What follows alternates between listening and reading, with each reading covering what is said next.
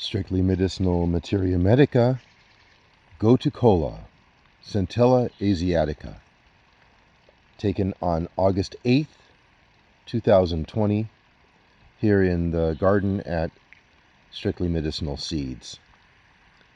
The family is carrot, the Apiaceae, which seems quite strange because the plant doesn't really go up into a carrot-like flower, although it does have a root which is deep and delving and thin, like a carrot root. The zone is 8 to 12, a creeping perennial. The plant is native to the tropics of the world. It is basically pan-tropical in its distribution and can be found in Asia, India, South America, the tropics of North America, and Hawaii, as well as Africa. There are really two different ecotypes. There's the African, Indian, and Hawaiian type, which is a larger plant and has a leaf that is somewhat lobed on the base. I've put a couple of leaves of the Hawaiian ecotype here. You can see the lobes on the base. And then there's the Asian ecotype, which is a more entire leaf and not quite as deeply scalloped, and that would be this plant here is the Asian ecotype. In the literature, you see very little or nothing about different ecotypes of Gotu Kola, and the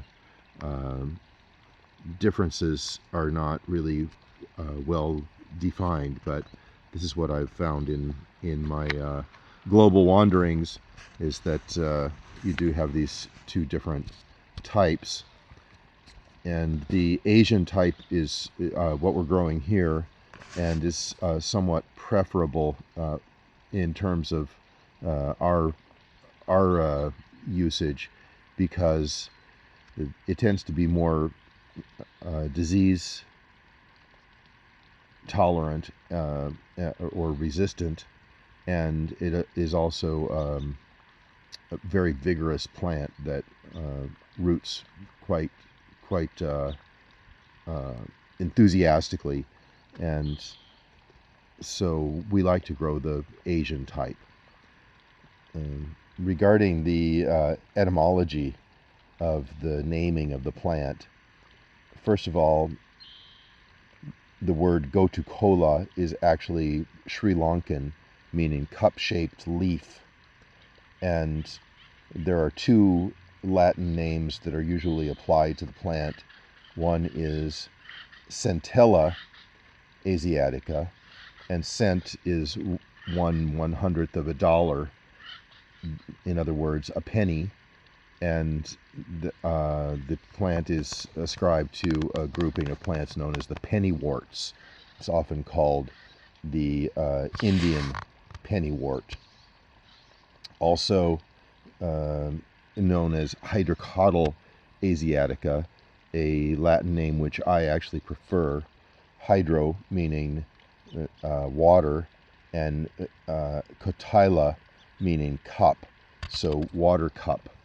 And then here is the indication of the cup-like leaf. You can see that it's glistening with water here in the morning light. The plant is both edible and medicinal. It nourishes the digestion and speeds development of hair, skin, and nails when it's taken as part of the diet. It is also known in India as one of the Rasayana. That is one of the plants which generally increases the life force. Is known to impart long life and increase mental clarity. It also treats skin afflictions, including eczema, psoriasis, ulcerations. It imparts a healthy color to the skin because it moves the blood around in the body, and is used for treating vascular diseases for that reason. It's also used for treating rheumatism. The plant is often misrepresented in the literature.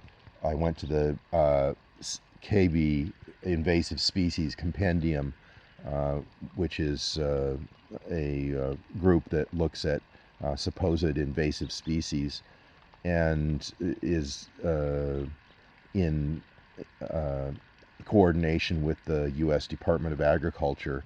And the primary photograph on their website shows a plant that has white flowers up above the top of the mound, which is, of course, absolutely incorrect. Gotu Kola makes red flowers that are located way down at the base of the plant, down underneath.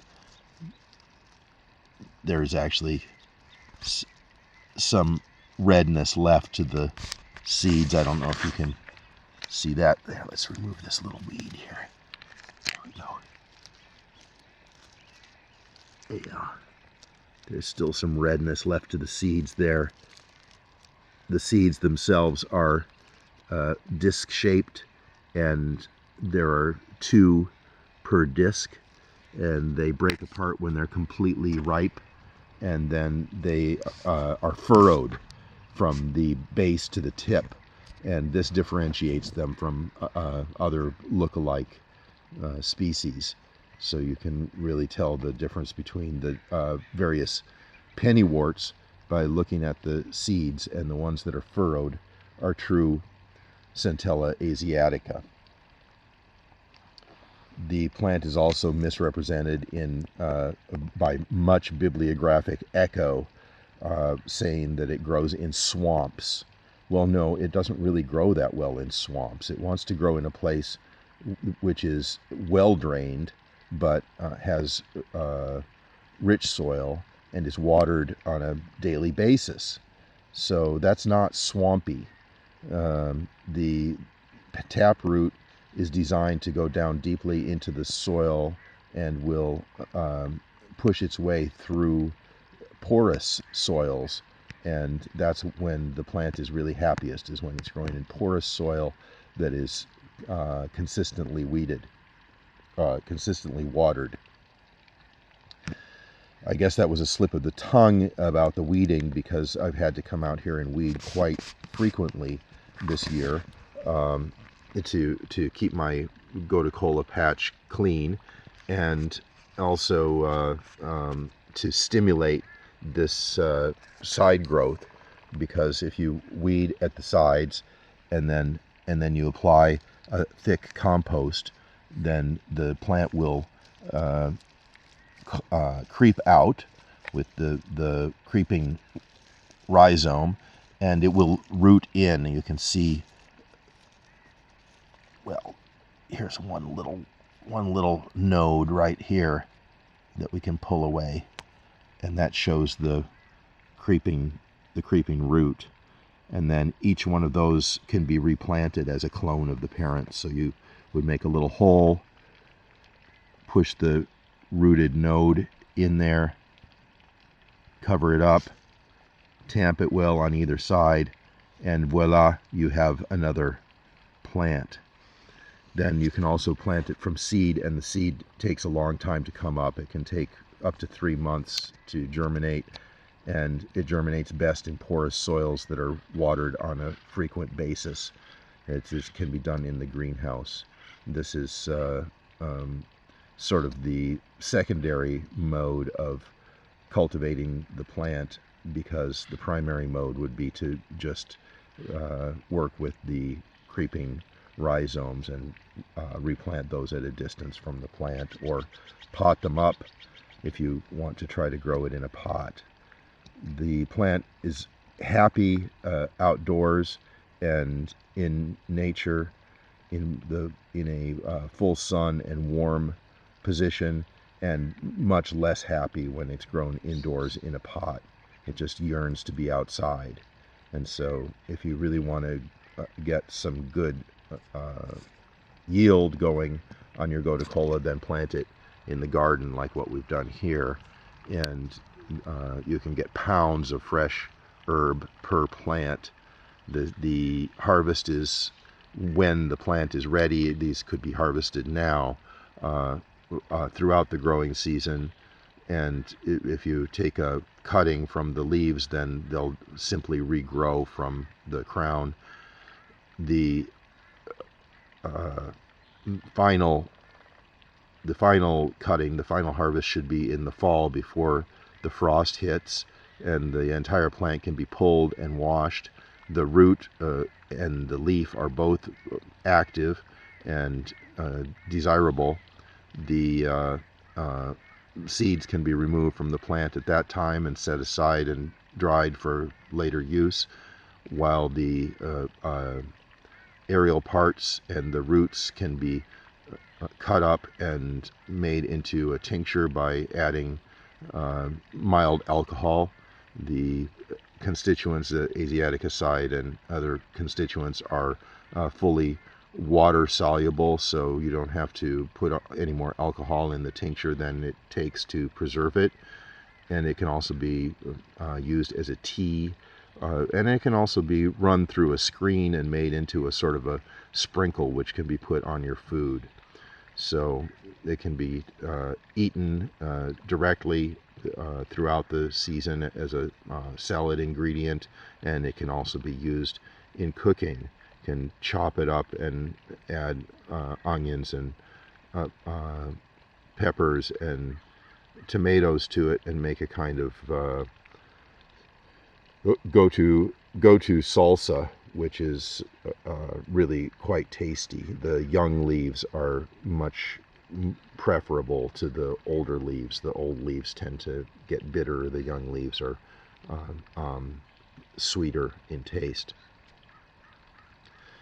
So that's a go through on Gotu Kola. I hope you've appreciated the discourse, and we're going to continue to grow Gotu Kola and sell it as the seed and in potted plants through Strictly Medicinal Seeds, so that everyone who's interested can have a good, solid, organic resource for this very useful rasayana.